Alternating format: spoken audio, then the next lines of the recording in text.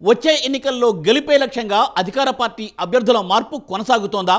ఎన్నికలు సమీపిస్తున్న తరుణంలో ఆ జిల్లాలోని ఎమ్మెల్యేలు టెన్షన్తో హడలిపోతున్నారా? ఎక్కడ తమ సీటుకు జగనన్న ఎసరు పెడతాడో అన్న భయం పట్టుకుందా? సర్వేల ఆధారంగా స్థానికంగా పట్టు ఉన్న వారికే టికెట్ ఇస్తామని అధిష్టానం చెబుతున్న మాటలు ఆ నేతలకు నిద్ర లేకుండా చేస్తున్నాయా? ఏ నియోజకవర్గాల్లో అభ్యర్థులకు స్థానచలనం కలగనుంది? ఇంతకు ఆ జిల్లా ఏది? ఎన్నికలు సమీపిస్తున్న వేళ నియోజకవర్గ అభ్యర్థులను వైసీపీ అధిష్టానం ఖరారు చేస్తున్న తరుణంలో ఉమ్మడి అనంతపురం జిల్లాలో వైసీపీ ఎమ్మెల్యేలు, నియోజకవర్గ ఇన్ఛార్జీలలో టెన్షన్ కొనసాగుతోందట. గ్రూపు రాజకీయాలు, అసంతృప్తి నేతలతో ఇప్పటికే తలలు పట్టుకుంటున్న నేతలు వచ్చే ఎన్నికల్లో తమ భవితవ్యం ఏమిటని తలలు పట్టుకుంటున్నారట. ఎమ్మెల్యే టికెట్ తమనే వరిస్తుందంటూ, లేక మరో వ్యక్తి తమ ఇలాకాలో బరిలో ఉంటారా అని భయం వారిని వెంటాడుతోందట.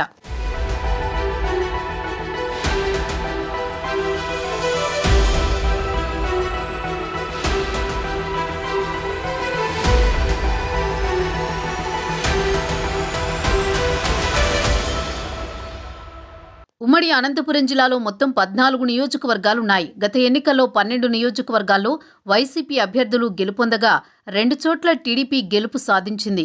వైసీపీ ప్రభంజనంలో 2019లో కొత్త వ్యక్తులు, సీనియర్లు అన్న తేడా లేకుండా ఆ పార్టీ అభ్యర్థులు పెద్ద ఎత్తున గెలుపొందారు. కదిరి, పుట్టపర్తి, ధర్మవరం, రాప్తాడు, మరకసిర, పెనుగొండ, అనంతపురం, సింగనమల, తాడిపత్రి, గుంతకల్లు, కళ్యాణదుర్గం, రాయదుర్గం నియోజకవర్గాల్లో వైసీపీ ప్రభంజనం కొనసాగింది. హిందూపురం, ఉరవకొండ నియోజకవర్గాల్లో మాత్రమే టీడీపీ అభ్యర్థులు గెలుపొందారు.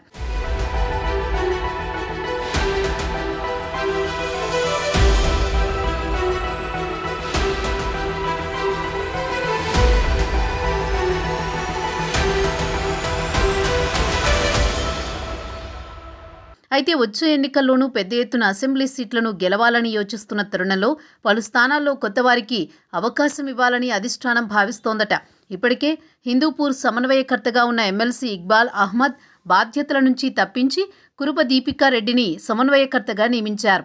వచ్చే ఎన్నికల్లో ఎమ్మెల్యే అభ్యర్థిగా ఆమె బరిలో ఉంటున్నట్టు ఆ పార్టీ అధిష్టానం స్పష్టం చేసింది. హిందూపురం పార్లమెంటు పరిధిలోని కదిరి, పెనుగొండ, మడకసిర సహా పలు స్థానాల్లో అభ్యర్థులు మారుతారన్న ప్రచారం ఆ పార్టీలో జోరుగా సాగుతోంది. కదిరి నియోజకవర్గాన్ని ముస్లిం మైనార్టీలకు కేటాయించాలని అధిష్టానం భావిస్తోందట. సత్యసాయి జిల్లా అధ్యక్షుడు, మాజీ మంత్రి శంకర్ నారాయణ ప్రాతినిధ్యం వహిస్తున్న పెనుగొండలోనూ కొత్త వ్యక్తికి అవకాశం కల్పిస్తారన్న చర్చ ఆ పార్టీలో పెద్ద ఎత్తున సాగుతోంది. శంకర్ నారాయణపై ప్రత్యర్థి వర్గం ముందు నుంచి ఆయనకు వ్యతిరేకంగా ఫిర్యాదులు చేస్తూ వస్తోంది. ఎస్సీ రిజర్వ్డ్ నియోజకవర్గం మడకసిరలోనూ గ్రూప్ రాజకీయాలు పెద్ద ఎత్తున నెలకొన్న తరుణంలో వచ్చే ఎన్నికల్లో కొత్త వ్యక్తికి అవకాశం కల్పిస్తారని పెద్ద ఎత్తున చర్చ జరుగుతోంది. పార్టీ ఇన్ఛార్జి మంత్రి పెద్దిరెడ్డి రామచంద్రారెడ్డి సమక్షంలోని మడకసిర నేతలు ఎమ్మెల్యే తీరుపై అసంతృప్తి వెళ్లగక్కారు. ఆయనకు వ్యతిరేకంగా పలువురు పార్టీ నేతలు ఫిర్యాదు చేస్తూ వస్తున్నారు. రాప్తాడు నియోజకవర్గంలోనూ బీసీ సామాజిక వర్గానికి చెందిన వ్యక్తులకు టిక్కెట్లు ఇచ్చే యోచనలో అధిష్టానం ఉందన్న ప్రచారాన్ని స్థానిక ఎమ్మెల్యే ప్రకాష్ రెడ్డి కొట్టిపారేస్తున్నారు.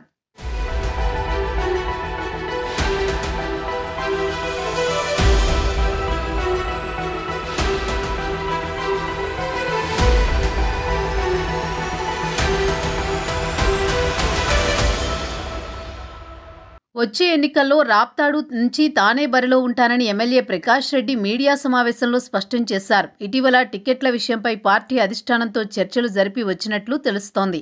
అనంతపురం పార్లమెంటు పరిధిలో ఉషశ్రీ చరణ్ ప్రాతినిధ్యం వహిస్తున్న కళ్యాణదుర్గం సహా రాయదుర్గం, గుంతకల్లు, సింగనమల అభ్యర్థుల మార్పు ఉంటుందన్న ప్రచారం సాగుతోంది.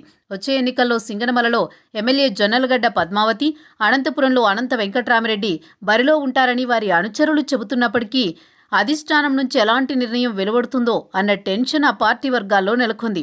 అయితే మంత్రి ఉషశ్రీ చరణ్కు హిందూపూర్ ఎంపీ అభ్యర్థిగా లేదంటే మరో నియోజకవర్గం నుండి అభ్యర్థిగా దింపాలనే యోచనలో అధిష్టానం ఉన్నట్టు తెలుస్తోంది. వాల్మీకి సామాజిక వర్గానికి చెందిన ఎంపీ తల రంగయ్యని ఈసారి ఎమ్మెల్యేగా పోటీ చేయించే యోచనలో ఉన్నట్లు తెలుస్తోంది.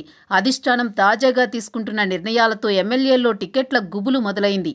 ఎవరికి వారు తామే ఎమ్మెల్యే అభ్యర్థులు అంటూ ప్రచారం చేస్తున్నప్పటికీ సర్వేల ఆధారంగా నియోజకవర్గాల్లో నెలకొన్న వాస్తవ పరిస్థితులకు తగ్గట్టుగానే అభ్యర్థుల ఎంపిక ఉంటుందని అధిష్టానం తేల్చి చెప్తోంది. మరి సిట్టింగుల్లో అధిష్టానం ఎవరికి అవకాశం దక్కుతుందో, ఎవరికి నో ఛాన్స్ అని చెబుతారో తేలాల్సి ఉంది.